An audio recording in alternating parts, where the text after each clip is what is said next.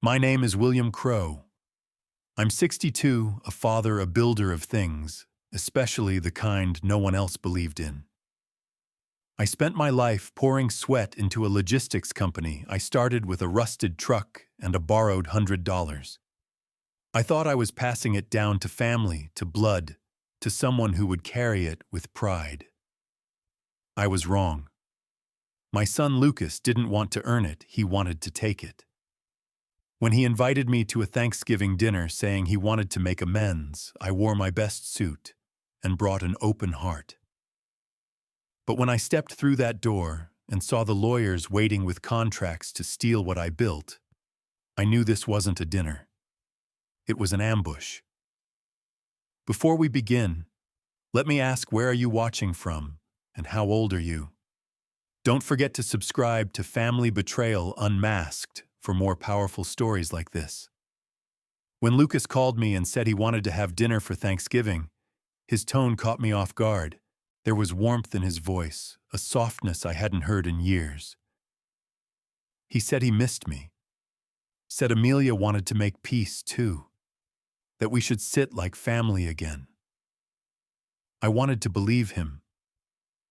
God help me, I wanted to believe my son still had a sliver of the boy I once carried on my shoulders, the one who clutched my hand at county fairs and asked how engines worked. So I said yes. I even picked out the navy blue suit he once complimented when he was 15. As I drove through the frozen suburbs that Thursday evening, I told myself this was the start of healing. That maybe, just maybe, he realized what matters. But the second I stepped into their house, I knew I'd been played. The lights were dim, but staged candles flickering across a table set two perfectly crystal glasses glinting like ice. Amelia greeted me first, her voice sugar-coated, her smile thin. "William, so glad you could come." Her dress shimmered like armor, her perfume too sharp. Lucas appeared behind her, grinning, holding a glass of something expensive, his eyes a little too bright, a little too rehearsed. "Dad," he said, clapping my shoulder. "Glad you made it." I nodded, trying to steady myself, but the pit in my stomach deepened. There was no turkey in the oven, no clatter from the kitchen, just tension. We sat, we toasted. Small talk dripped like syrup, stiff and meaningless. And just when I thought the charade might end, the door opened again. Two men in tailored suits walked in briefcases in hand. Lawyers. Their presence was surgical. One stepped forward, unsnapping his case with practiced ease.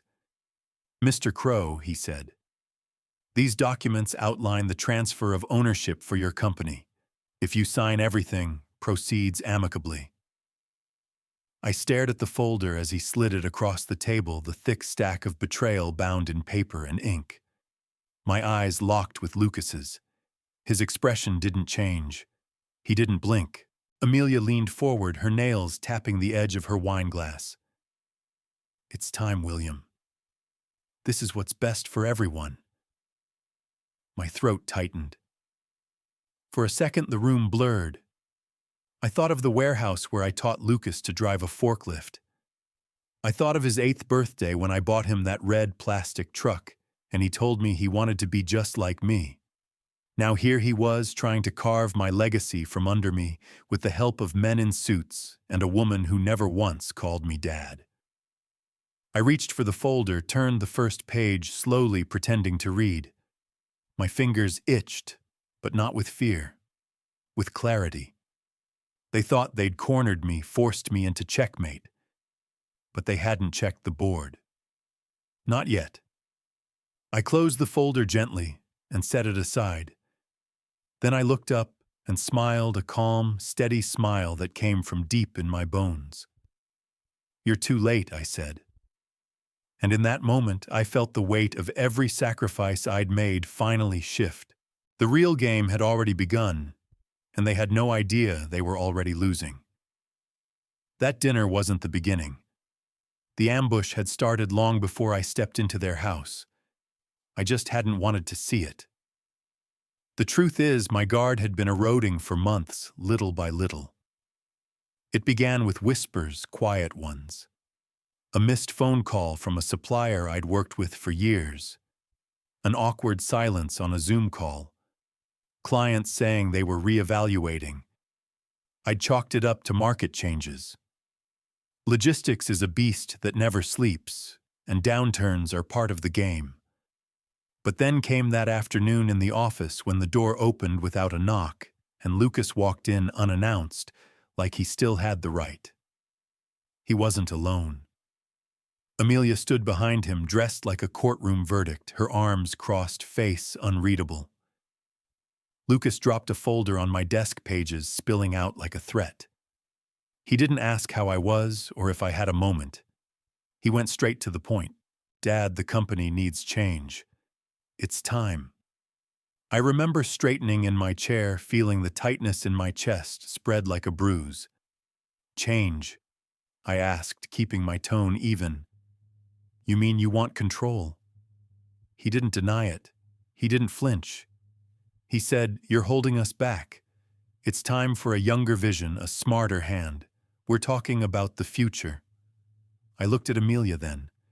She didn't meet my gaze, just stared out the window like she was already in the corner office. The folder sat between us, its bold headers spelling out a transfer of leadership and a full divestment of my stake. They'd come with a plan, with lawyers, with arrogance. I remember looking down at a photo of Lucas on my desk back when he was 8, missing a front tooth and holding a juice box. When had he stopped looking at me like I was his hero? When did I become an obstacle? I didn't argue. I didn't yell. That's not who I am. I told them I'd consider it, and when they left, the office felt colder than it had all winter. I sat alone, the folder untouched, and stared at the skyline bleeding orange into the evening. That night, I didn't go home. I drove aimlessly through the city, remembering every mile I'd put into building that company. Every late night, mapping out shipping routes by hand. Every layoff I fought to prevent. Every warehouse floor I'd swept myself when we were just starting. And now all of that was being treated like a relic, like something outdated that needed to be upgraded. But something shifted in me that night. I stopped grieving and started calculating. If they wanted a fight, they'd get one, but not the kind they expected. Not a loud, petty, emotional standoff. No. This would be surgical, strategic, quiet. I would protect what I built the same way I built it, patiently, methodically, and with everything I had. I wasn't stepping down. I wasn't fading out. I was stepping into something far more dangerous, and I intended to win. The first real blow didn't come from my son. It came from a client I'd trusted for over a decade. His name was Mike, reliable, straight-talking, the kind of man who once told me I was the reason his own business made it through 2008. We'd shared beers after tough quarters, laughed about our graying hair and aching backs. So when he canceled a quarterly renewal with no warning, it wasn't just business, it was personal. I called him hoping it was a mistake. He answered, but I knew from his tone the damage had already been done. "William," he said, not quite meeting my voice, "we're shifting contracts. It's not about you. It's just time for a new direction." I asked him who'd pitched the shift. He hesitated just long enough to confirm what I already knew. Lucas had gotten to him. He'd spun a narrative, probably said I was slipping, outdated, not keeping up with tech. Maybe he even mentioned the lawsuit he filed, the one full of baseless claims about my competence. I could almost hear Amelia whispering the phrases into Lucas's ear before he made the call. Vision, agility, future-proof. Corporate nonsense dressed as strategy. After that, things moved fast. Another client disappeared. Then a supplier raised prices mysteriously, citing new concerns about long-term viability. Internally, the staff started to change too. People who used to greet me with warmth now glanced away when I entered the office. Whispers followed me through the halls. Pete, my warehouse manager of 20 years, pulled me aside in the break room one morning. "Boss," he said quietly, "Lucas has been calling around. He's saying you're stepping down, says he's got a plan to modernize everything. Some of the younger guys are starting to believe it." I nodded, my face calm, but inside something cracked. I wasn't angry at the employees. They were scared. Lucas was using fear like a lever, turning it into power. And in that moment, I saw his playbook clearly. He wasn't just trying to take the company. He was trying to strip it of its soul and reshape it in his image. A colder, shinier, shallower version of what it used to be. He thought he could erase me by erasing belief in me. That night, I stayed late at the office, the city lights flickering through the blinds. I sat with the silence, letting it wrap around me. I didn't pace. I didn't make a plan yet. I just listened. To the stillness. To the ticking clock on the wall. To the hum of a building I'd once poured my life into. I thought of all the people who used to walk these halls with pride, who built this company with me, who stayed when times were hard. I wondered how many of them still believed in me now. Then I thought of Lucas, my son, my blood turning my legacy into a strategy deck. I clenched my fists beneath the desk, but not out of rage. No. What I felt was resolve, cold and steady. This wasn't just about a company anymore. It was about identity. It was about who gets to define a legacy. And I wasn't going to let someone rewrite mine just because they wanted a shortcut to power. It was just after 8 when I pulled into the driveway, the porch light flickering like an anxious heartbeat against the falling dusk. I sat in the car for a few extra moments, staring at the faint steam rising from the hood. My house was quiet still, the kind of silence that doesn't comfort but warns. When I stepped inside, the warmth felt foreign, too still. I dropped my keys onto the counter and tossed the mail beside them. Junk bills catalogs. Then my fingers stopped. One envelope stood out, thicker paper, bold typeface, no return address. But I knew what it was the moment I touched it. Legal. I opened it slowly, deliberately, like peeling back gauze from a wound you already know is infected. Inside, a single sheet. A line that read like a threat carved into stone notice of intent to pursue legal action regarding the ownership and operational direction of Crow Logistics, Inc. I sat down at the kitchen table, the paper trembling in my hands even as I tried to keep still. They weren't bluffing. Lucas and Amelia had crossed the line. This wasn't pressure. It was war. Outside, the wind picked up scattering leaves across the yard. I watched them swirl through the window, their movement chaotic, aimless. A fitting mirror for how I felt. I stared at that letter and imagined how Lucas had rehearsed this move, how he'd probably poured himself a whiskey afterward and smiled at Amelia like he'd already won. Maybe he thought I'd crumple, call him in panic, try to settle, that I'd be scared.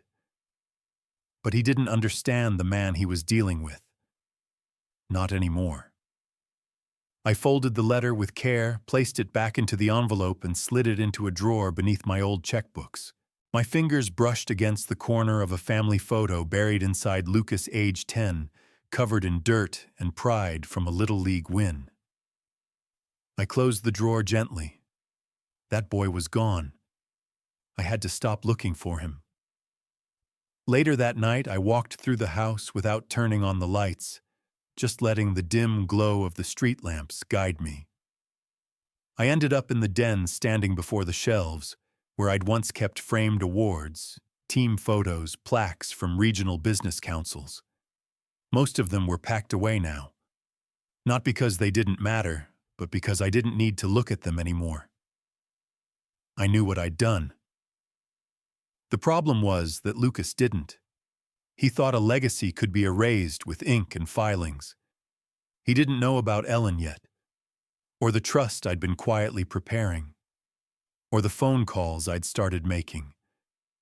What he saw was an aging man caught off guard. What he missed was the fire that had never really gone out. I was tired, yes, but tired doesn't mean weak.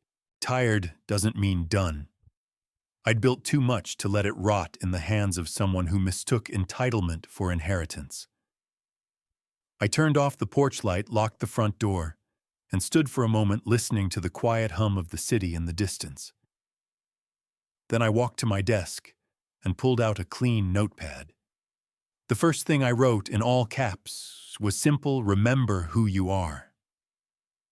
Under that, I started listing names, people I trusted, people I'd helped, people who still remembered the man I'd been before the silence started.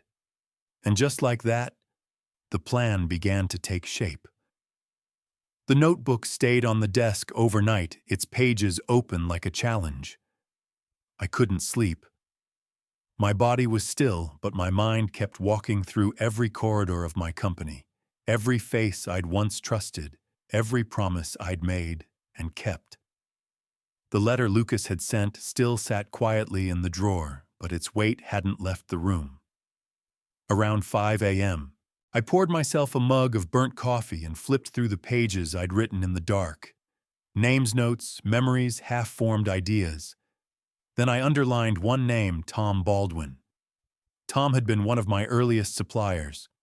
We'd both started with nothing, me with one truck, him with a third-hand warehouse and no insulation. I hadn't seen him in over a year, but I knew where he still had breakfast every Saturday. The Beanery on Franklin. No need to call ahead. Tom was the kind of man who didn't carry a phone, said it made people lazy. I grabbed my coat, tucked the notebook under my arm and headed out. The city was still waking up, sidewalks wet from last night's rain, the sky heavy with early winter. I pushed through the glass door of the cafe and spotted him immediately, gray hair, flannel jacket, reading a newspaper like it was still 1985. I slid into the booth across from him. "You look like hell," he said without looking up. "You always did know how to flatter a man," I replied. He finally looked at me, squinted, then set the paper down. "So it's true," he said. "The whispers, the lawsuits. Your kid's trying to take your damn company." I nodded once. "He's not just trying, he's mobilizing." Tom leaned back, arms crossed. "What are you doing about it?" I pulled the notebook out and placed it on the table. "I'm remembering who I am, and I'm calling in what's mine." He looked at the names I'd written: old staff, loyal vendors, 3 key clients who owed me more than money. "You're not going to win this with pride alone, William," he warned. "You need leverage." I smiled. "I've got more than pride. I've got facts, history, paper trails, and soon legal firepower." He let out a low whistle. "You bringing in someone, Ellen Marshall?" I said. His eyebrows lifted. "She doesn't lose. That's the point." We talked for over an hour. By the end of it, Tom had given me 2 names of people Lucas had quietly approached, men I once mentored, now on the fence about where to place their loyalty. "You need to move fast," Tom said. "Lucas is throwing mud. The longer it sticks, the harder it'll be to clean." I nodded, closing the notebook and rising. Then it's time I stopped dodging punches and throw a few of my own. By the time I walked back out into the gray morning, something had shifted. I wasn't reacting anymore. I was preparing. The game wasn't over, it hadn't even started properly. Lucas thought I was still reeling. He had no idea I'd already begun the quiet work of dismantling his plan from the inside out. The building didn't look like much from the outside, just an old brick structure wedged between a closed bookstore and a bail bonds office downtown. The kind of place you pass without a second glance. But the woman inside, she was the one people talked about in low tones during legal messes they never thought they'd get into. Ellen Marshall. I hadn't seen her in years, but her reputation had only grown. She didn't advertise, she didn't charm, she simply won. And today I needed someone who knew how to win without needing the spotlight. I stepped into the warmth of her office, the air tinged with lemon polish, and something older paper, maybe ink, the smell of records that had outlived arguments. Ellen stood as I entered, her gray hair pulled into a neat twist, her blazer crisp, her eyes piercing. She didn't smile. She studied. "William," she said, extending her hand. "You look like hell." I chuckled despite myself. That seems to be the greeting of the day. We sat.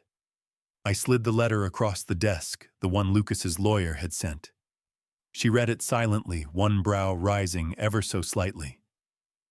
"He's playing dirty," she said after a moment. "Fast aggressive. Trying to rattle you. It's emotional lawfare, not legal strategy." I leaned forward. "I'm not rattled, but I'm not pretending I can do this alone either." She nodded, tapped the paper with a perfectly poised pen. "Good. Then let's get clear. What do you want, William? Do you want to win, or do you want to teach your son a lesson?" That question sat in the air longer than I expected. I wasn't sure of the answer at first, but then I looked her dead in the eye. I want to protect what I built. I want my people to have jobs. I want the name to mean something when I'm gone. If that teaches him a lesson, fine. But I'm not doing this out of spite. I'm doing it because he forced my hand.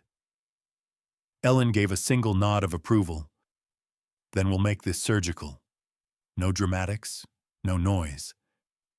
We cut clean deep and we protect the company before they bleed it out."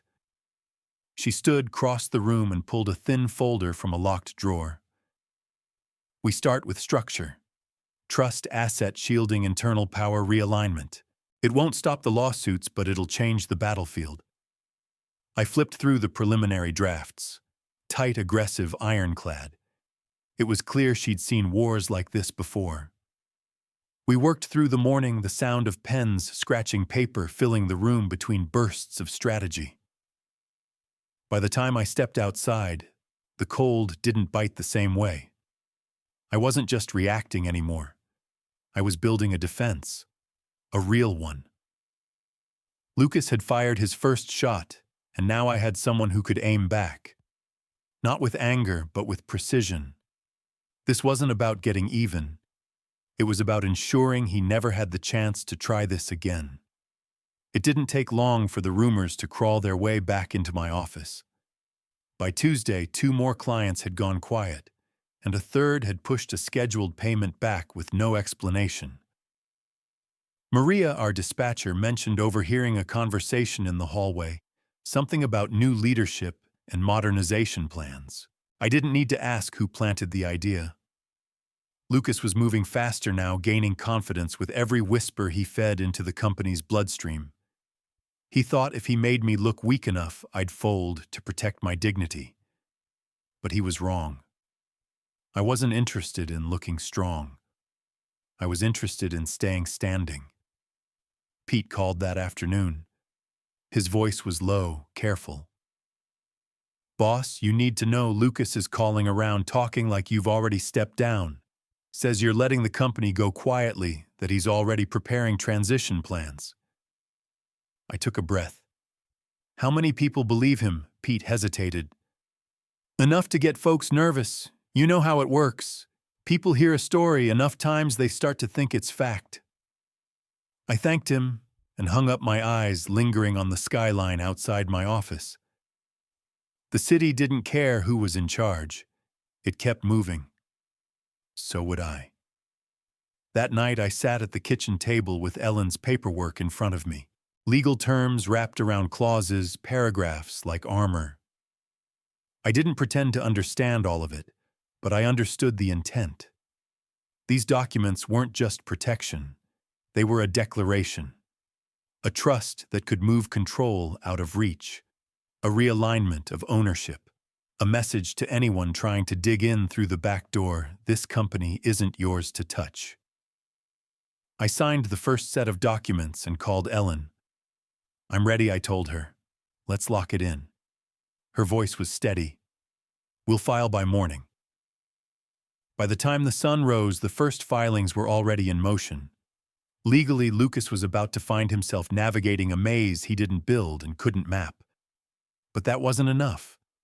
I needed to make sure the people on the ground still saw me as their anchor. The board hadn't turned on me yet, but they were starting to drift.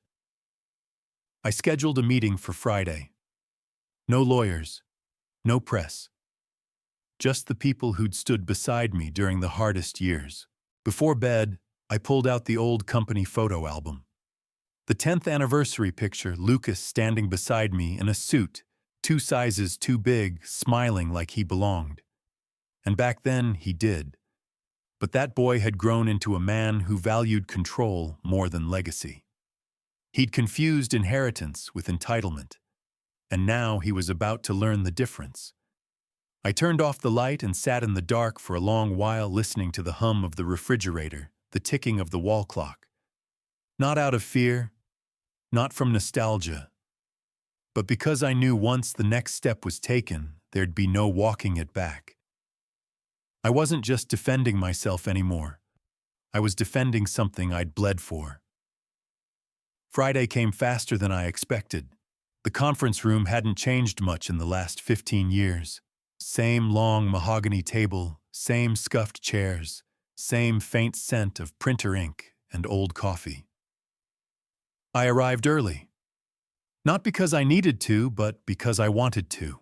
This was my house, and I intended to stand in it before anyone else walked through the door, thinking they owned even a corner of it. I straightened a few chairs, laid out the quarterly reports myself, and watched the slow trickle of employees take their seats. Some made eye contact, some didn't. A few nodded, politely guarded. I could see the doubt hanging in the air like cigarette smoke. Lucas had done his work well, but he had underestimated the one thing you can't fake: history. I stood at the head of the table, steady and silent, until the room settled. Then I spoke. "You all know me. Some of you have been here since we worked out of a garage. Others joined later when the floors weren't so cold and the lights always stayed on. But no matter when you got here, you've earned your seat at this table." A few heads nodded slowly. Pete sat in the back, arms crossed, eyes sharp. I went on. "You've probably heard things. That I'm stepping down. That there's going to be a change in leadership. That I'm tired. Washed up. That I've lost it."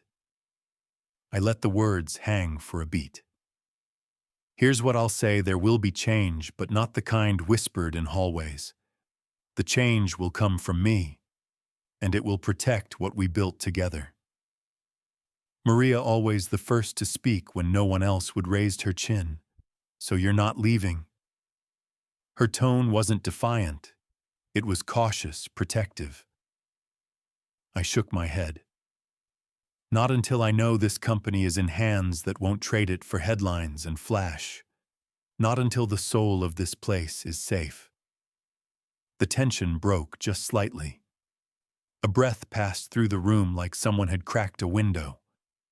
I handed out printed summaries, Ellen's revisions, the trust framework, the temporary power of attorney changes. Nothing hidden. No surprises. I wanted them to see the structure I'd put in place, not just to protect myself, but to protect them. "There will be lawsuits," I said. "Lucas is already filing. He's not going to stop. But I didn't build this company to fold under pressure. And I didn't build it alone." Silence again, then Pete stood. "We've got your back, boss," he said. His voice was gravel, but it rang with weight. "He might be your son, but he's not one of us." That hit harder than I expected. Not because it was harsh, but because it was true. Lucas had walked away from the values that built this place, and now the people inside it could feel the difference. The meeting ended with fewer smiles than I was used to, but fewer doubts, too. I didn't need applause. I just needed their eyes steady when the storm hit. Because it was coming, and we all knew it. The warehouse on the edge of the city didn't look like much from the outside, but it was where the heart of our operation lived, where real work happened, where sweat and steel built every number on a spreadsheet. I drove out there alone on Saturday morning. The lot was half-empty forklifts lined up like sleeping animals' crates, stacked neatly along the loading bays. I didn't come to talk to anyone. I came to dig. I had a hunch, an itch that wouldn't leave me alone.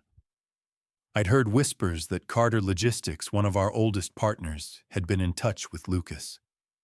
But no one could confirm it. Tom had mentioned something off the record, something about new terms being floated behind closed doors. If Lucas had cut a side deal while still technically on payroll, I needed proof. And if Amelia had her fingerprints on it, even better. Inside, I found the old office tucked behind the main dispatch floor. I hadn't been in there in years. The air smelled like dust and cold coffee. Filing cabinets lined the back wall, mostly untouched since we switched to digital. I wasn't looking for emails. I was looking for what people forget to delete: paper. I flipped through old binders, shipping manifests, payment logs. Most of it was routine, until it wasn't. Tucked into the back of a blue folder marked Carter, Contract Updates, I found a stapled addendum. It wasn't recent, but it wasn't old either. The signature wasn't mine, wasn't Pete's. It was Amelia's. And beside her signature, scrawled in Lucas's familiar half-rushed handwriting, were margin notes, notes about delivery term modifications, and a percentage shift in commission structure. It was subtle, buried in jargon, but it was a clear breach of our agreement. And worse, it had been done quietly behind my back, using my own company's letterhead. My stomach twisted, not with surprise, but with confirmation. They weren't just coming for the company. They were already inside it, feeding off it, reshaping it before the corpse was cold. I folded the document carefully and slid it into my coat. Then I left silent, unnoticed. Back in the car, I called Ellen. "I've got something," I said. "Good," she asked. "Better than good. It's reckless, arrogant, and it's going to bury them." She didn't ask questions. "Bring it in." I stared through the windshield, the warehouse fading in my rearview mirror. Lucas had made his first mistake. He thought I wouldn't look. He thought I'd fold quietly, proud but tired. But pride wasn't what got me through 3 recessions. It wasn't pride that kept the lights on during years we couldn't afford bonuses. It was discipline, endurance, and I still had both. That night, I scanned every page and backed it up in 3 locations. The document wasn't just leverage, it was proof. Lucas had overplayed his hand. And now I wasn't just responding to threats. I was starting to fire back.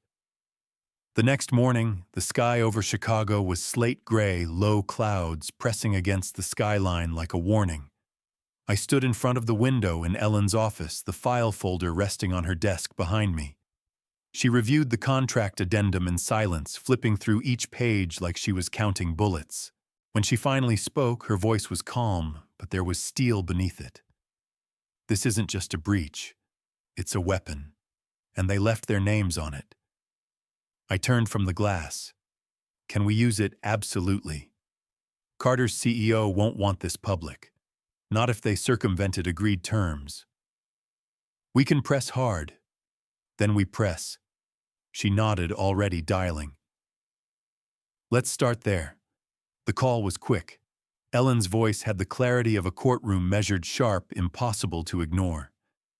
"John," she said, "we have documentation of a contract adjustment between your company and Crow Logistics.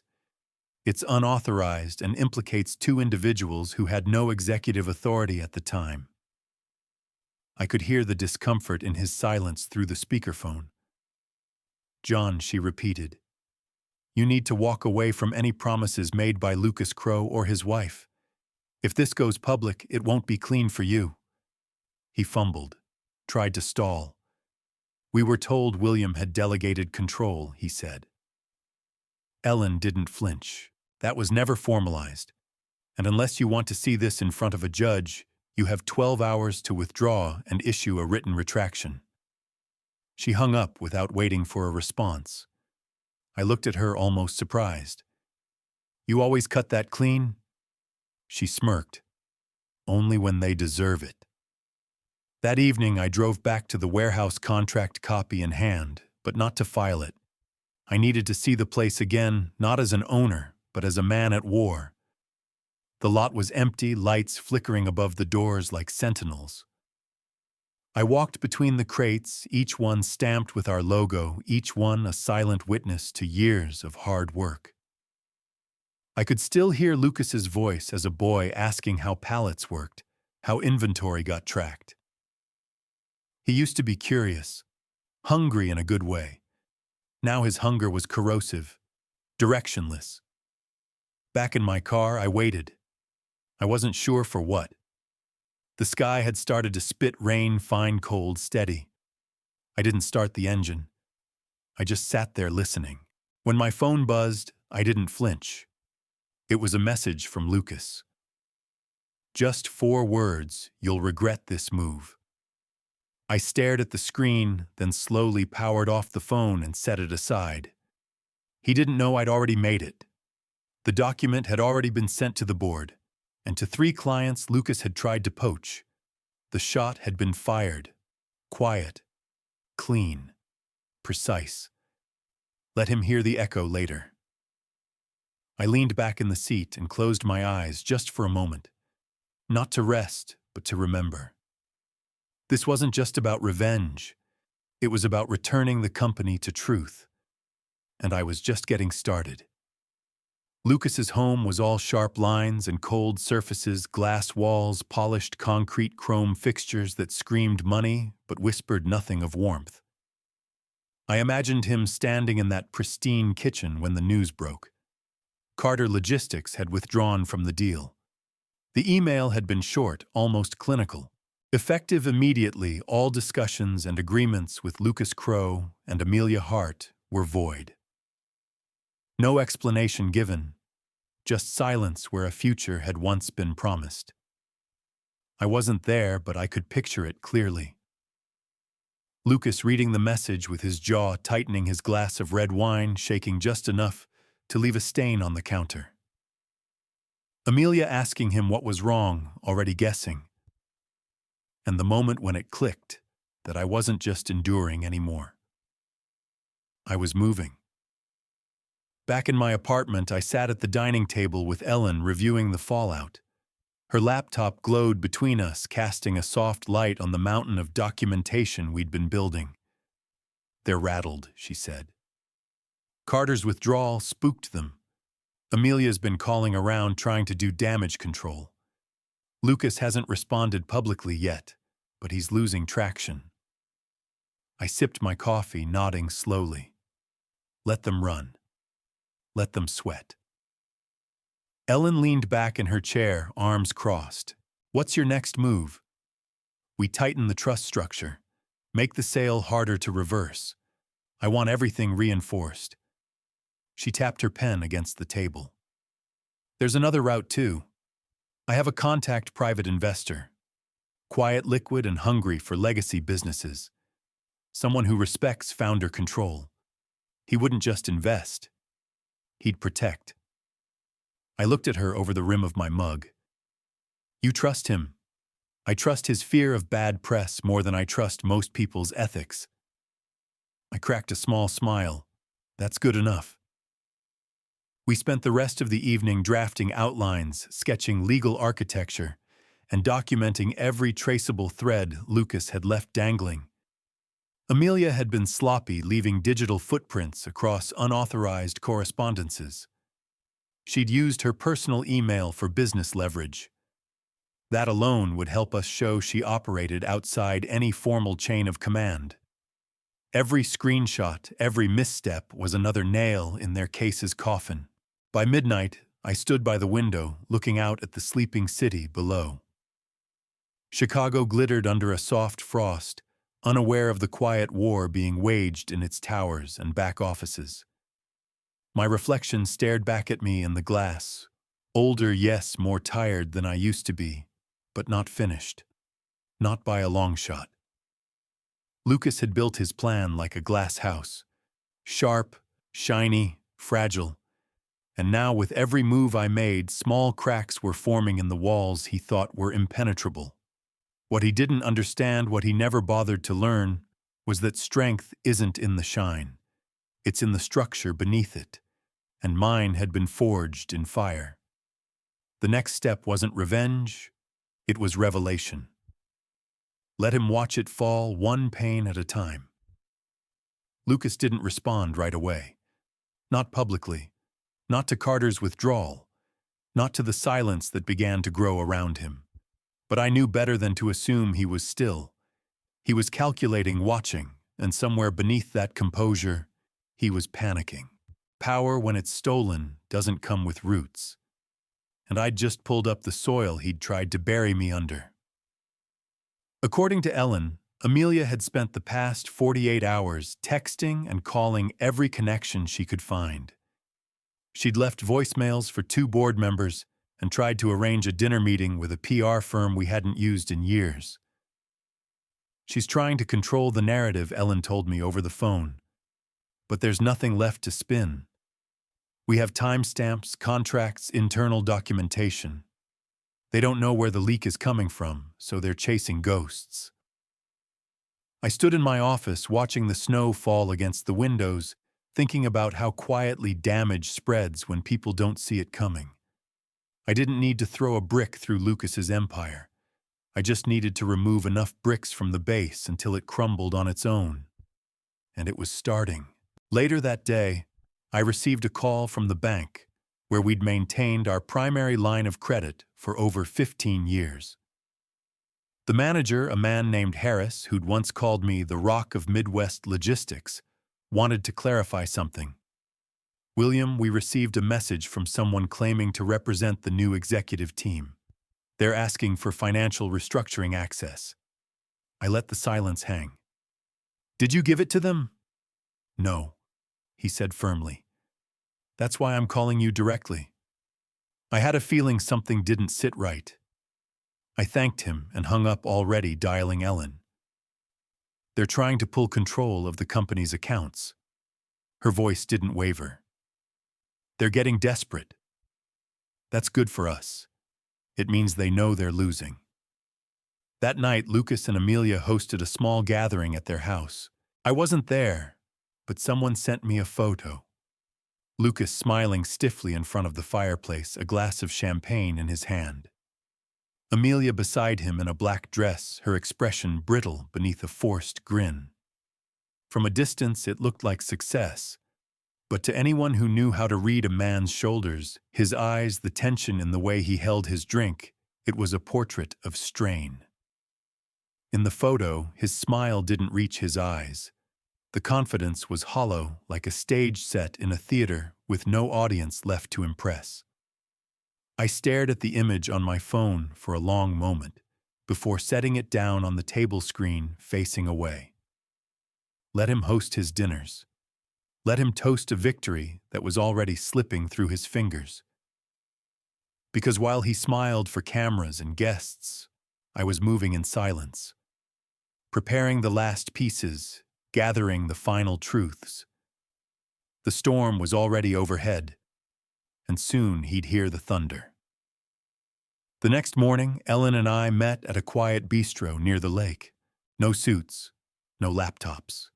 Just paper folders and 2 mugs of bitter coffee we barely touched.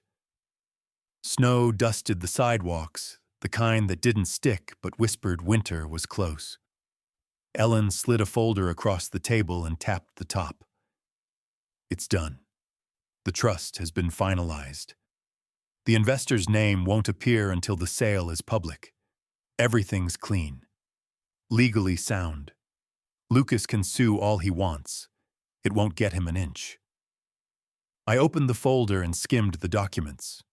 It was surreal seeing the final signatures, the contracts, the numbers.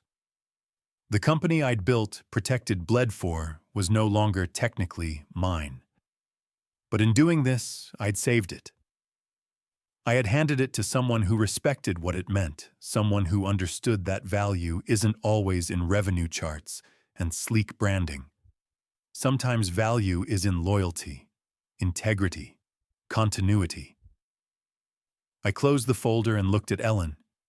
He's going to lose it when he finds out. She gave a half smile. That's part of the charm, isn't it? I didn't answer. I wasn't smiling. There was no joy in this, no gloating. Just gravity. A deep, aching awareness of how close I had come to losing everything to someone I once carried on my shoulders through a 4th of July parade. That afternoon, I drafted an internal memo to our staff and board, just enough to reassure them that operations were protected, that a new strategic alignment had been reached. No names, no alarm, just strength and clarity. The investors would remain silent for now. Ellen's plan included a cooling-off period, a 30-day window, where no one could contest or reverse anything without going through layers of legal barricades. Lucas didn't even know the door had closed. By evening, the final transaction cleared. The funds moved. The control shifted. The company was safe. That night, as I sat alone in the den, the fire crackling in the hearth, I thought back to the warehouse dust in the air crates, stacked like memory boxes, the scent of diesel and ink. That was where it started. And now it would go on with people who honored what it had taken to build. I reached for the old photo album again, flipping past pages worn at the corners. I stopped at the picture of Lucas at age 6, sitting on my lap in the driver's seat of our first company truck. His face was round, bright. His fingers curled around the steering wheel like he owned the world. I stared at that image for a long time. Then I closed the book slowly and set it aside. That boy was gone. The man he became had made his choices. And so had I. The pieces were in place. The protection was airtight. There was only one thing left to do. Let him make his move. Let him bring every last accusation, every threat, every false smile. He was walking toward a door that had already been locked from the other side. Lucas didn't wait long. 2 days after the trust closed and the sale finalized, I received a notice from his attorney, another lawsuit this time, citing financial misconduct failure to disclose operational liabilities and intentional mismanagement. A longer list, louder in tone, and just as hollow as the one before it. They were throwing everything they had at the wall, hoping something would stick. But it was too late. The company was no longer accessible. Not to him. Not to anyone trying to grab it through litigation or inheritance claims. I sat in my office when the email landed. I didn't flinch. I read every word, carefully printed a hard copy, and added it to the growing file Ellen and I had labeled Desperation. The pages were stacking up, each one another brick Lucas unknowingly laid on the path to his own undoing. I could picture him pacing in that glass palace of his phone, to his ear voice sharp, trying to control a narrative that no longer existed. Ellen called an hour later. They filed it in district court. I already have our counter-response drafted. But more interestingly, they filed it with a timestamp just 2 hours after the sale went public. Someone on the inside tipped them off. My jaw tightened. Board leak, possibly, she said. But it doesn't matter. They missed the window. Legally, the company is insulated. What they're doing now is noise. It'll make headlines for a day and then disappear in the court's dismissals. I stood and looked out the window. The sun was just beginning to dip, casting amber streaks over the skyline. Let them scream, I said. They're locked outside and they know it. That night, Amelia called me. I didn't answer the first time, or the second. On the third try, I picked up. Her voice was softer than usual, practiced. "William," she said gently, "we just want to talk." I stayed silent. Lucas is under a lot of pressure. This could have gone differently if we'd all just communicated more clearly.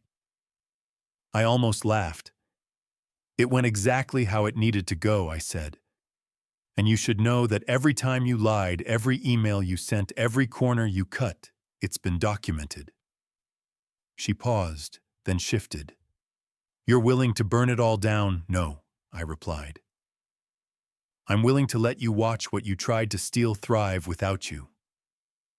I hung up. I didn't yell. I didn't threaten. The silence was enough. It always is when the truth is heavier than noise.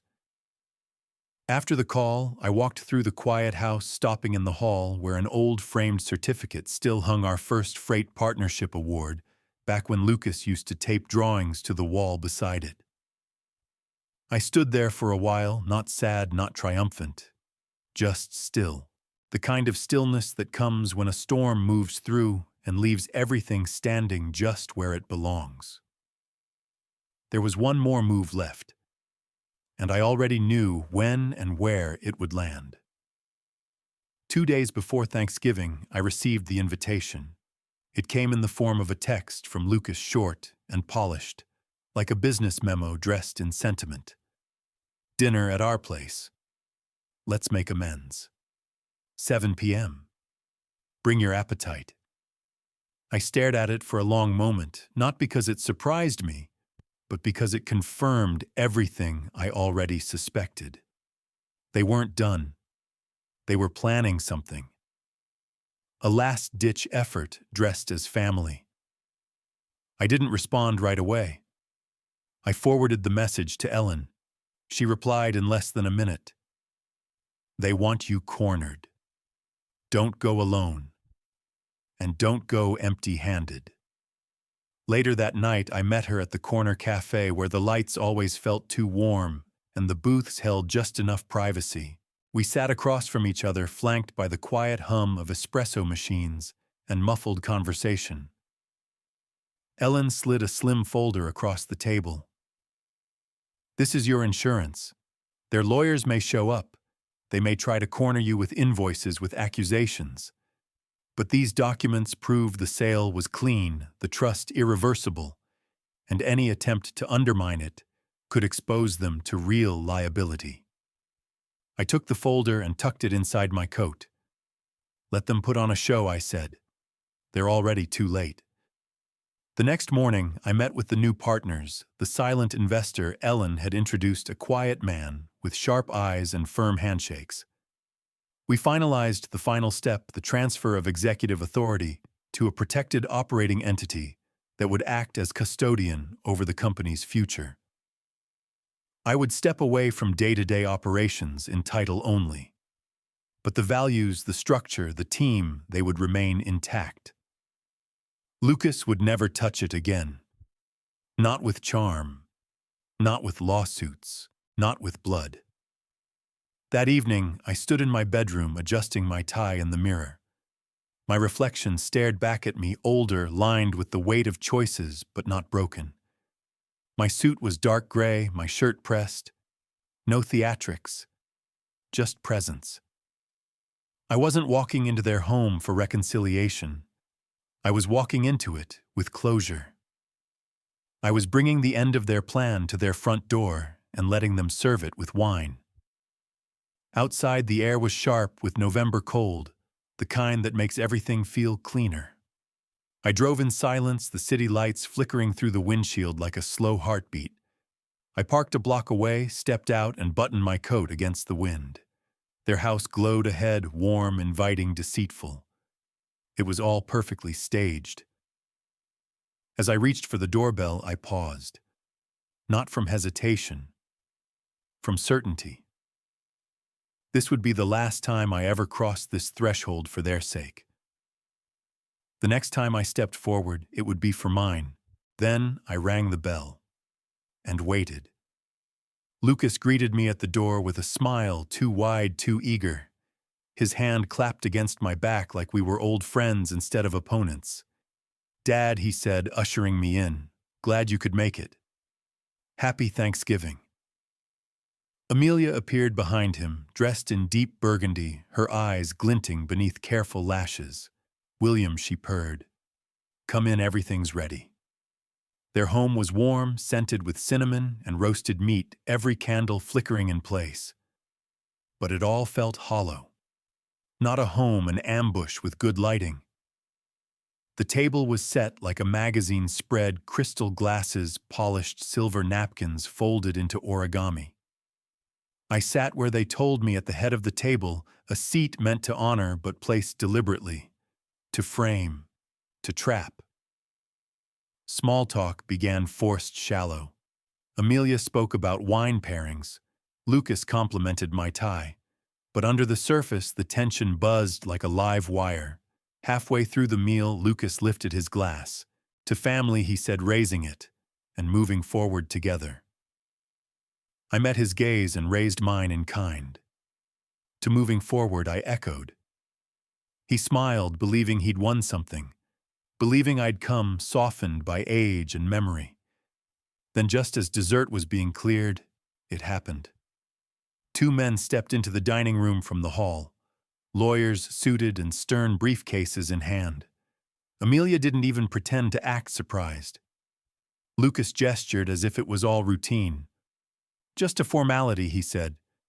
"Some paperwork we've been working on.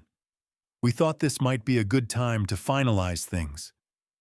One of the lawyers opened his briefcase and pulled out a thick folder, sliding it across the table toward me. "These documents outline the transfer of ownership of Crow Logistics to Mr. Lucas Crow," he said smoothly. "With your signature, the transition can proceed cleanly and civilly." Amelia leaned forward, her voice syrupy. "It's time, William. For everyone's sake." I picked up the folder with deliberate slowness, flipped through the first few pages, my fingers grazing the edges. My expression never changed. Then I closed it, slid it back across the table, and looked my son in the eyes. "You're too late," I said evenly. "I sold the company. It's done. That paper means nothing." Silence crashed into the room like a door slamming. Lucas froze. Amelia's fork clattered against her plate. One of the lawyers blinked. "I'm sorry," what Lucas stood face paling. "You're lying." I shook my head once. "Check the filings. The company's no longer mine. Hasn't been for days." His voice cracked. "You can't do that. That company was supposed to be mine." I stood slowly. "No, son. It was never yours. Not by right. And now not by law either." Behind me, one of the lawyers began gathering the useless papers, his hands fumbling. Amelia's glass-tipped red wine spilling across the white tablecloth like blood. She said nothing. She didn't have to. Her silence was loud enough. I didn't wait for dessert. I stepped away from the table as Lucas shouted behind me, his voice raw with disbelief. The front door clicked shut behind me, the cold air biting through my coat as I made my way down the steps. Each breath I exhaled felt cleaner than the last. For the first time in months, I felt no weight on my back, no lingering doubt, no hesitation. I had delivered the final blow, and now all that was left was for them to feel it. I had only made it halfway to my car when I heard the door swing open again. Footsteps rushed behind me. "You can't do this." Lucas's voice cut through the quiet street. "That company was supposed to be mine. I earned it." I turned slowly. The boy who once rode in my truck sat behind angry, desperate eyes. "You lost it the moment you betrayed me," I said. "You don't inherit loyalty. You earn it. You burned it." He stepped closer, his fists clenched. "You'll regret this," he hissed. "I'll fight it. I'll drag you through every courtroom in the country." I looked at him, truly looked. The tailored suit, the rage, the delusion. He had no idea how small he looked. Then go ahead, I said. Fight shadows if you must. But don't think I'll waste another minute chasing your respect. He didn't speak. His breath came in sharp, angry bursts, fogging in the cold. Then he turned and stormed back to the house, the sound of his shoes scraping against the pavement like retreating gunfire. I stood still for a moment longer, then got into the car. As I pulled away, I glanced in the rearview mirror. The porch light still glowed, but no one stood there now. Inside the house, I imagined the fallout beginning. Amelia's voice sharp, her glass already shattered. I'd seen her fury before, calculated and cold. She'd blame him. He'd blame her. They'd both scream loud enough to drown the truth that sat between them. Neither of them ever understood what they were trying to take. They saw value in numbers, but not in the people behind them. They chased power, not purpose. My phone buzzed halfway home. A voicemail from Lucas, then one from Amelia. I didn't listen. Their words no longer mattered. Their story had ended. I turned off the phone completely and tossed it into the glove compartment. Later that night, I sat in Ellen's office, warmth from the fireplace brushing across the back of my neck. She poured 2 cups of tea and slid one toward me. How'd it go, she asked, though her eyes already knew the answer. Like a mirror breaking, I said. Loud. Irreversible. She smiled softly. Then it's done. It's done, I repeated. Not with triumph. With peace. We sipped in silence, the snow beginning to fall outside, steady and quiet. Every lie they told had been washed away. Every move they planned had dissolved. And now there was only clarity. The next morning, I woke before the sun. The house was quiet, untouched, the kind of stillness that usually comes after a storm. I brewed a cup of coffee, no cream, no sugar, and carried it out onto the balcony. The city stretched below, blanketed in a soft layer of snow that had fallen overnight. Every rooftop, every railing, every tree branch wore white like a second skin. It was beautiful in the way endings often are. I stood there for a long while, the steam rising from the mug in my hand, watching the world wake up. I didn't feel triumphant. I didn't feel vindicated. I felt free. The company was safe. The people who mattered still had their jobs. The legacy I'd built wasn't buried under ego and entitlement. It stood. That was enough. Later that day, Ellen and I finalized the last paperwork. Clean signatures, final disbursements. The investor transition was official. The board had sent quiet confirmations, private emails that said everything they couldn't say in public: gratitude, relief, respect. Lucas hadn't contacted them since the dinner. Neither had Amelia. Their silence wasn't apology. It was surrender. Before I left Ellen's office, she handed me a plain envelope. It came this morning, she said. No return address, but I recognized the handwriting. I opened it slowly. Inside, one folded sheet. Lucas's handwriting slanted, rushed. Dad. I didn't think you'd actually go through with it. I guess I underestimated you. I was angry, still am. But maybe you were right to do what you did. I don't know what to do now. There was no signature. No love, Lucas. Just that. I folded the letter and placed it back into the envelope.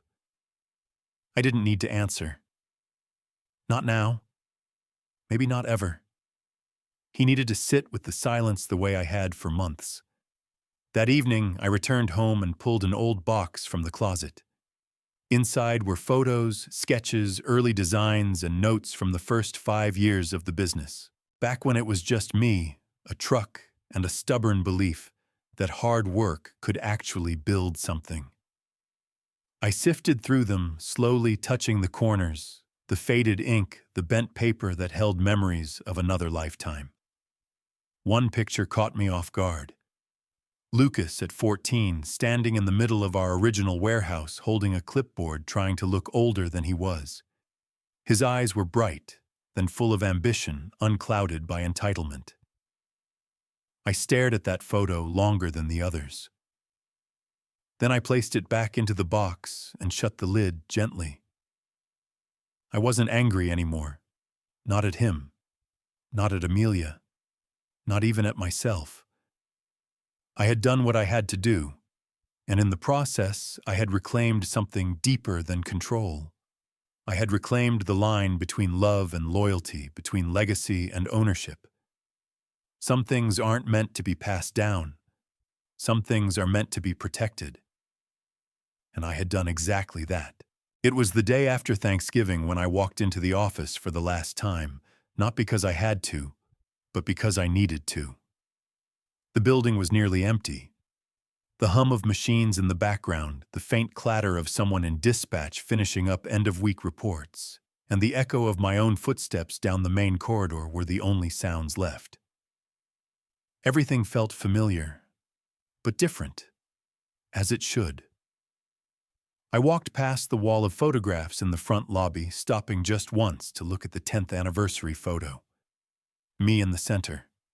Lucas by my side back when he still wanted to follow, not lead. The memory didn't sting the way it used to. It just felt complete, like a book closed cleanly.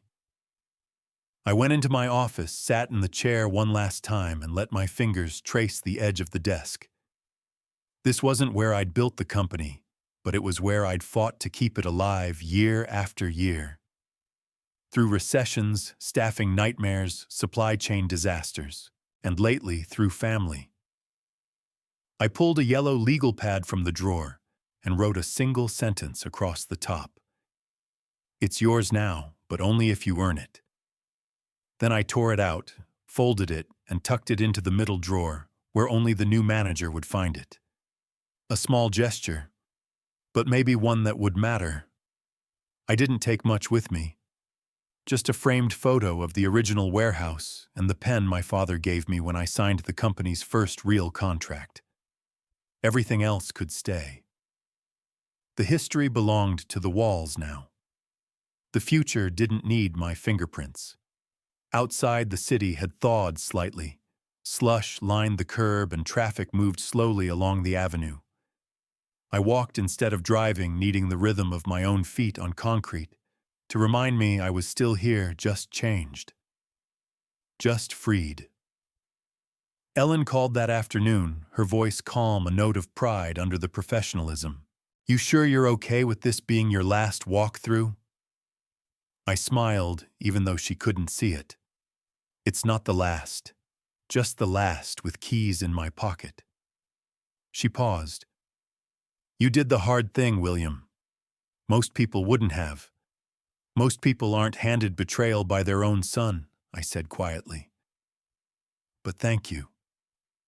That evening I returned home and sat in the living room with the lights dimmed, the fireplace lit, and no noise but the occasional pop of wood settling into flame. For the first time in years, I wasn't thinking about invoices or shipments or damage control. I wasn't strategizing. I wasn't bracing for another blow. I was just breathing. Somewhere across the city, Lucas and Amelia were probably still spinning. Maybe angry, maybe quiet, maybe blaming each other. It didn't matter anymore. The war was over. The company was saved. And I, after everything, was still standing. Not with fanfare, not with a spotlight, but with peace. A few days passed. The snow thickened. The world moved on as if nothing monumental had happened. And maybe to most people, nothing had. But inside me, the ground had shifted. Not violently, not loudly. Just enough to make room for what came next. I found myself sitting at the kitchen table one morning, the same seat I used to use when I mapped out freight routes on napkins. The legal pad in front of me was blank. I didn't know why I pulled it out. Maybe habit, maybe something else. I stared at it for a long while, then began to write. Not a strategy, not a report, a letter. "Lucas, you may never read this. You may never care to, but I needed to put these words somewhere other than the hollow space you left behind. I loved you. I still do. That never changed even when you did. I raised you to work hard, to value what you built, not just what you could take. Somewhere along the way, you stopped hearing that. Maybe I stopped saying it loud enough. What you did hurt. Not just because you tried to take something from me, but because you knew what it meant and did it anyway. That's the part I won't forget. But I'm not writing this to punish you. I'm writing it to let go. You made your choices. I made mine. And maybe one day, when the noise fades, you'll understand why I did what I did. I didn't destroy you. I protected what mattered. That's what a father is supposed to do. I stopped there not because I ran out of words, but because that was enough. I folded the page, slid it into an envelope, and placed it in the drawer beside the photo album. I didn't label it. I didn't seal it. It wasn't meant to be sent. It was meant to be written. That night, I sat on the balcony again, a blanket over my shoulders, a mug of tea in hand, watching the city below, alive, indifferent, familiar. There was peace in being unknown again, in not having to fight to be heard or seen or defended. I had nothing to prove now, not to the world, not to Lucas, not even to myself. Ellen called briefly to check in. She didn't talk about the company. She didn't bring up the papers or the trust or the lawyers.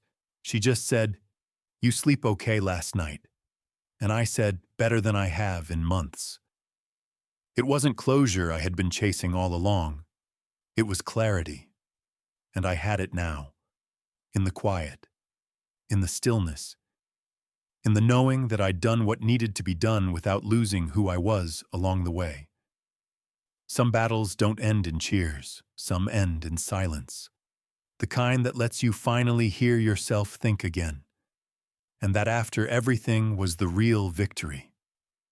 There comes a time in life when silence says more than argument, and distance becomes the only way to preserve dignity. I didn't win by overpowering my son. I won by refusing to be dismantled by the very hands I once held.